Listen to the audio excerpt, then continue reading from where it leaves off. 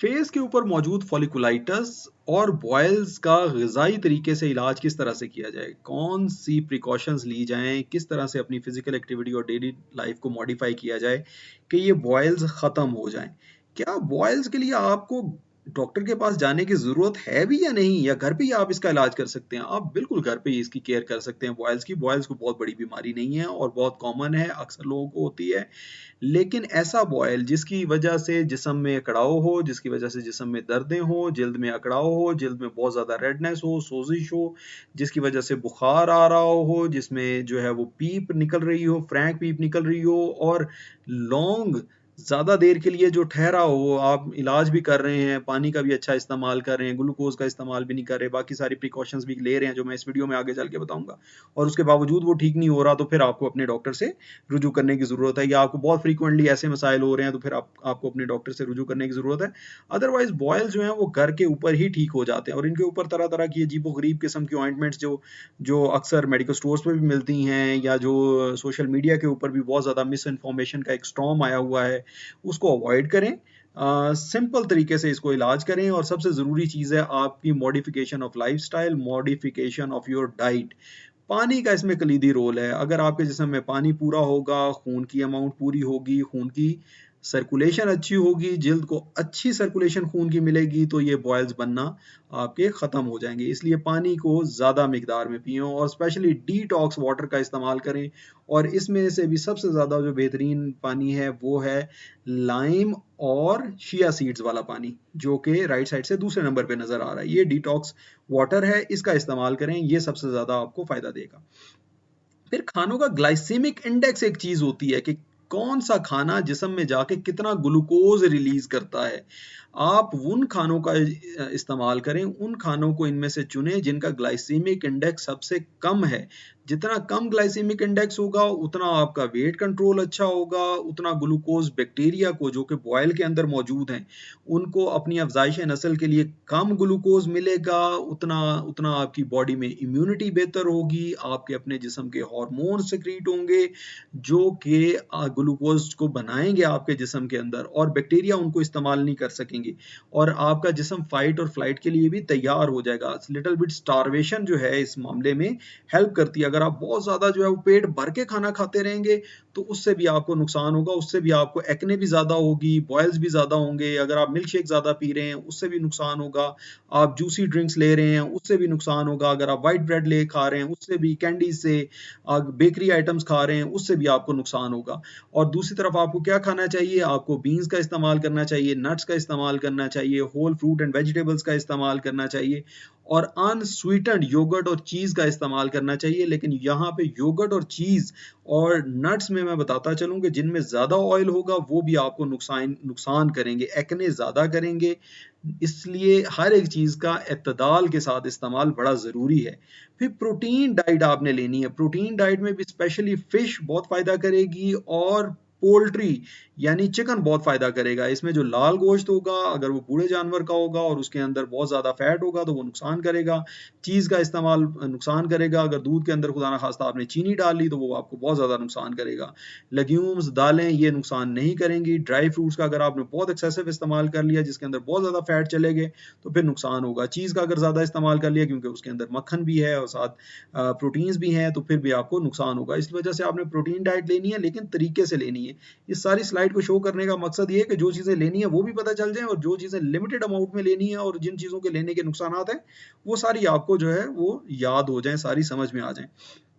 Physical activity का central role है। जब तक आप एक्सरसाइज नहीं करेंगे, अपने खून को पंप नहीं करेंगे जिल्द की तरफ, अपनी सर्कुलेशन को बेहतर नहीं करेंगे, तब तक जिल्द की इम्यूनिटी कम रहेगी, जिल्द आपकी कटाव-वटाव का शिकार रहेगी और आपको बॉयल्स बनते रहेंगे। फैट्स 2 तरह के होते हैं, एक एनिमल सोर्स होता है, एक प्लांट सोर्स होता है। एनिमल सोर्स में जो फिश सोर्स ऑफ फैट्स है, वो तो बहुत अच्छा है, वो तो फ़ायदा करेगा। जो प्लांट सोर्स ऑफ फैट्स है, वो नुकसान नहीं करेगा। फ़ायदा कोई नहीं करेगा, लेकिन नुकसान नहीं करेगा। तो इसलिए जो प्लांट सोर्स ऑफ फैट्स है, जो कुकिंग ऑयल्स है या पीनट्स है या आपका जो है वो ड्राई फ्रूट के साथ जो ऑयल है, उसका जो है इत्तेदाल के साथ इस्तेमाल नुकसान नहीं करेगा। लेकिन जो फैट्स मीट्स के अंदर होंगे, जो एनिमल सोर्स होंगे फैट्स के, वो आपके एक्ने को भी बढ़ाएँगे और जिल्द के बॉयल्स को भी ज़्यादा बढ़ाएंगे। आपका वजन क्योंकि बढ़ाएंगे, आपका ग्लाइसीमिक जो कंट्रोल है, वो ग्लूकोज कंट्रोल जो है वो ख़त्म हो जाएगा, इंसुलिन सेंसिटिविटी ख़त्म हो जाएगी सेल्स की, और आपको नुकसान उठाना पड़ेगा। एप्पल साइडर विनेगर भी जो है बॉयल्स के लिए बहुत अच्छी चीज़ है, बहुत फ़ायदेमंद है। ये भी इसी तरह से करती है कि इंसुलिन सेंसिटिविटी बढ़ा देती है और जिस्म में ग्लूकोज की मिकदार को कम रखती है। ग्लूकोज जिस्म के खुलिये इस्तेमाल करते हैं, बैक्टीरिया इस्तेमाल नहीं करते, और दूसरे नंबर पे ये इम्यूनिटी को भी बेहतर करती है एप्पल साइडर विनेगर। फिर डेली आपने, अगर आपको फेस पे बॉयल है तो डेली आपने एक जेंटल फेस वॉश इस्तेमाल करना है जिसमें प्रेफरेबली विटामिन सी होगा और टी ट्री ऑयल का जिसमें इस्तेमाल होगा, और ये न्यूट्रल पीएच होगा, या न्यूट्रल पीएच होगा या थोड़ा सा बेसिक पीएच होगा।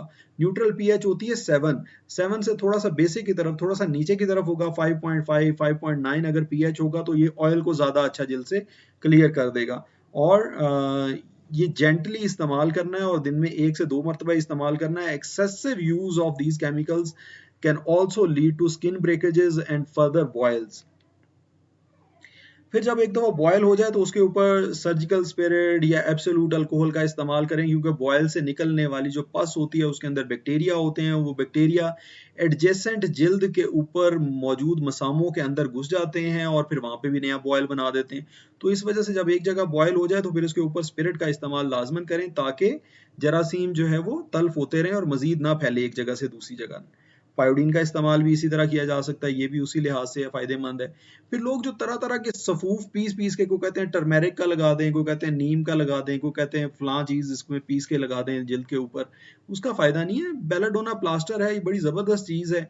ये जब आप बॉयल वाली जगह पे लगाते हैं तो ये वहाँ पे गर्माइश देती है, वहाँ की सर्कुलेशन बढ़ा देती है, और बॉयल का जो है मुँह बन जाता है और वो फट के बाहर निकल आती है, उसमें से पीप बाहर निकल आती है। जब पीप बाहर निकल आए उसके बाद आपने प्लास्टर का इस्तेमाल, बेलाडोना प्लास्टर का इस्तेमाल नहीं करना, उसे खुला रखना है और खुश्क रखना है और उसके ऊपर स्पिरिट और पायोडीन का इस्तेमाल करते रहना है।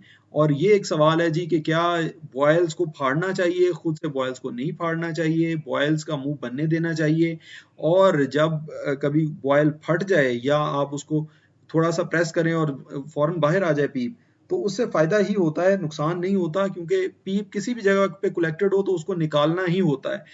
अगर बॉयल जो है वो खुद फटने की तरफ जा रहा है या हल्के से प्रेशर से फट जाता है तो फिर उसे फाड़ देना चाहिए, लेकिन एक एक चीज़ का ख्याल रखना चाहिए कि इसके अंदर से निकलने वाली पीप या सेक्रीशंस एडजेसेंट जगह पे ना लगे। अगर साथ वाली जिल्द पे लगेंगे तो फिर और बॉयल बनेंगे।